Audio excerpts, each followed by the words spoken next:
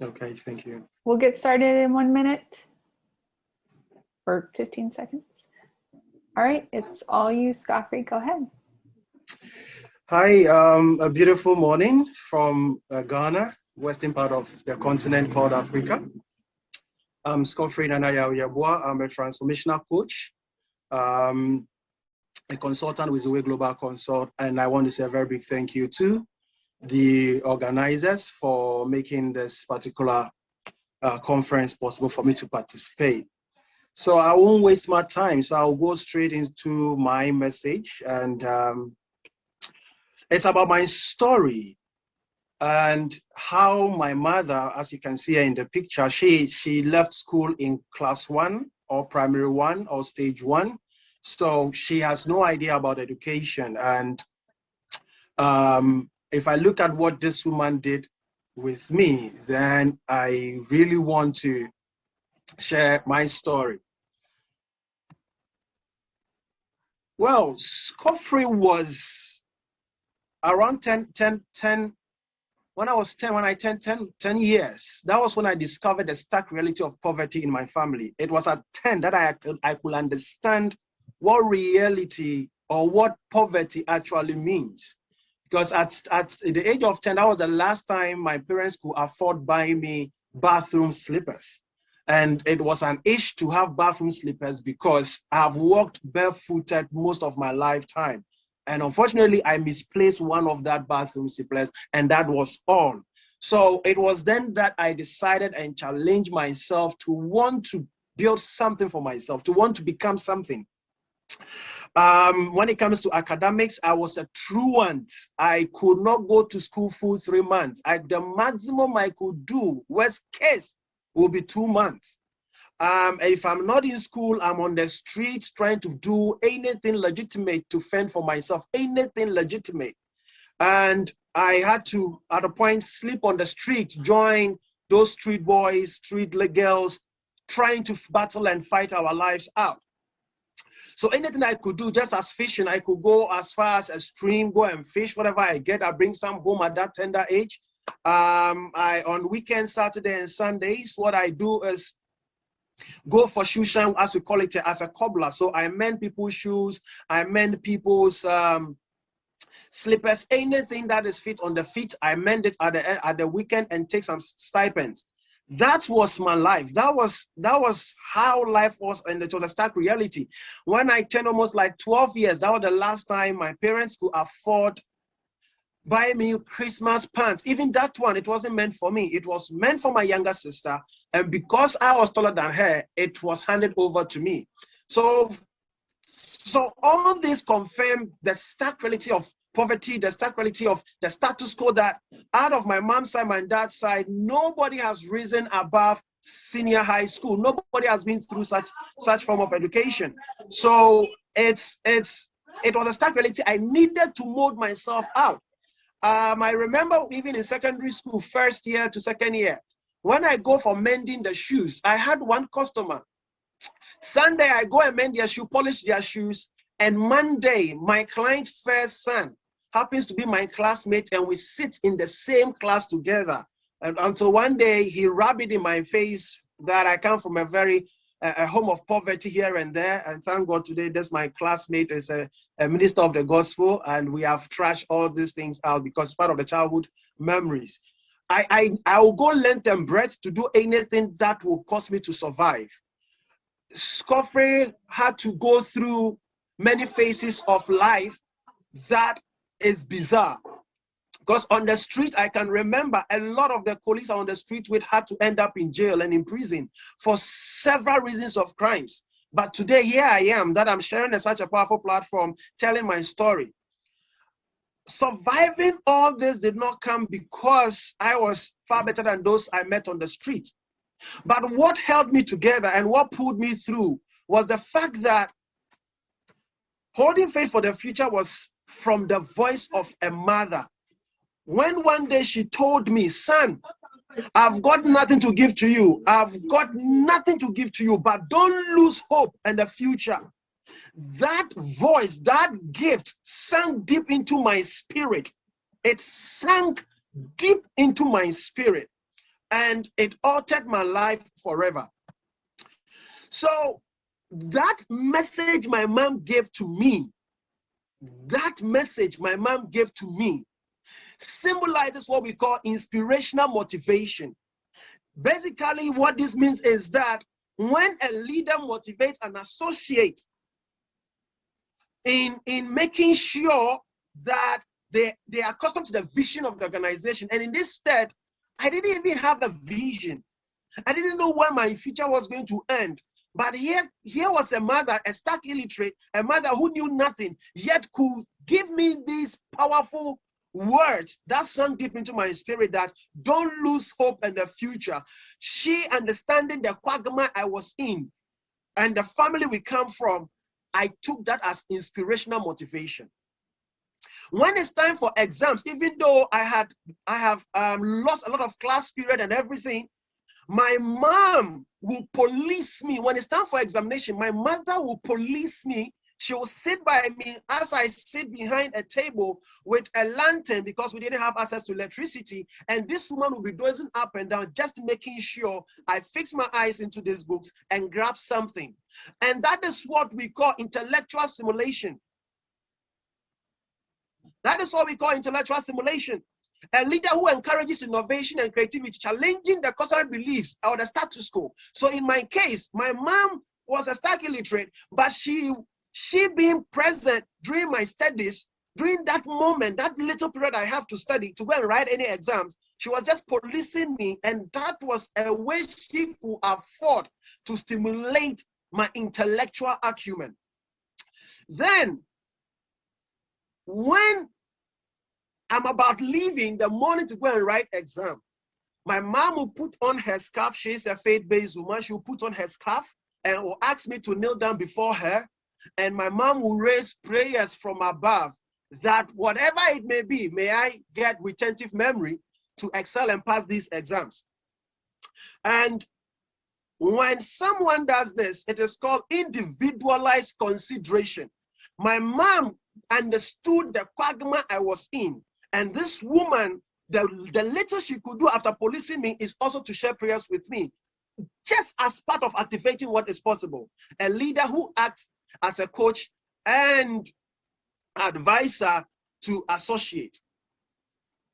Then my mom, every menial job my mom did, anything my mom could lay her hands on, I had to do that with her. So by doing those things, I remember one time we had to travel 2 hours in and 2 hours out, that is 4 hours, to go and harvest maize for her to come and boil and sell. One time we were crossing a stream, and it was just by divine intervention, my mom and I would have lost our life because the stream has overflown 8 banks.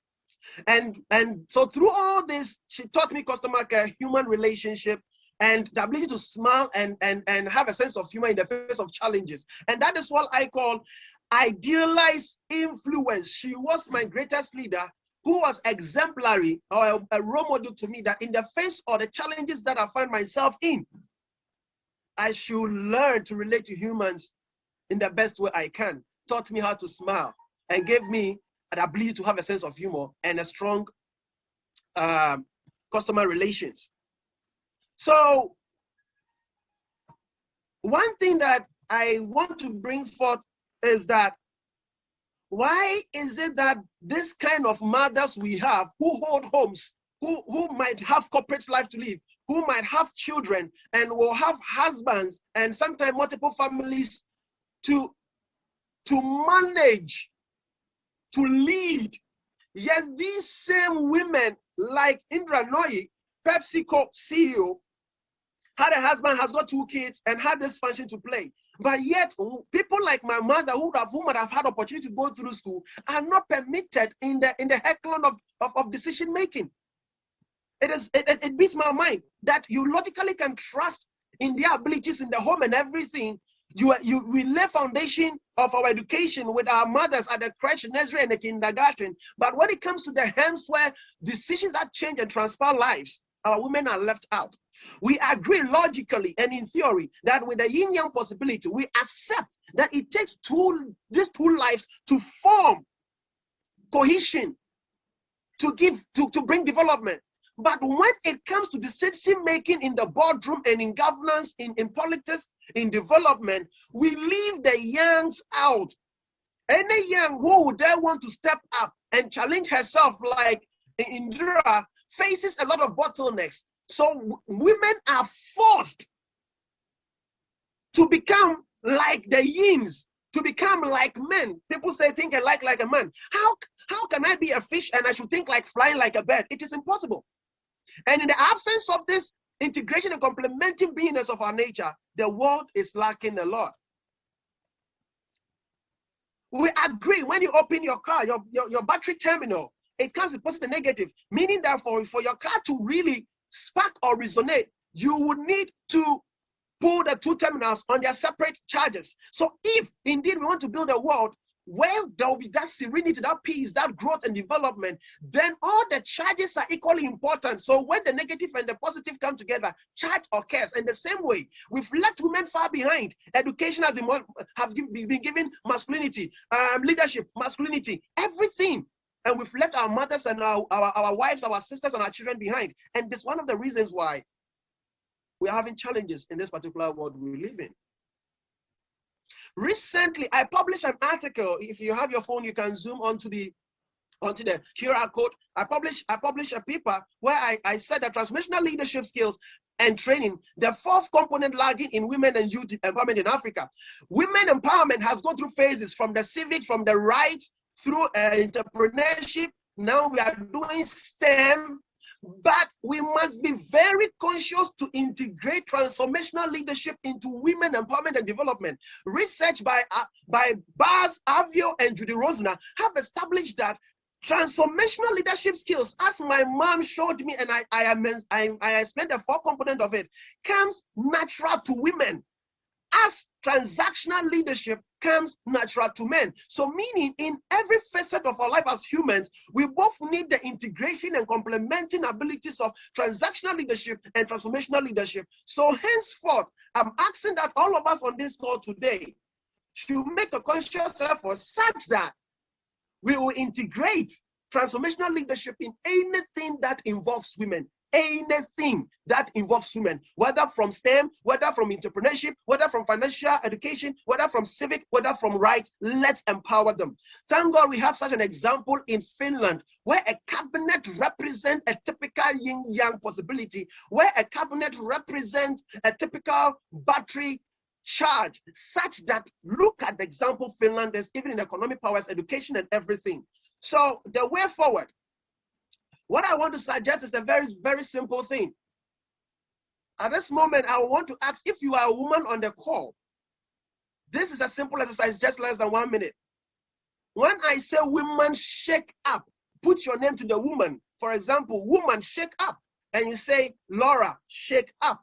If you are a man on the call too, I beseech you in all humility and ask that. When we are done with that statement, please, you also say, I support. So you can say this to you without coming on the mic. So woman, shake, wake up. Woman, unstuck. Woman, unplug. Woman, scale up. Woman, scale up. Woman, step up.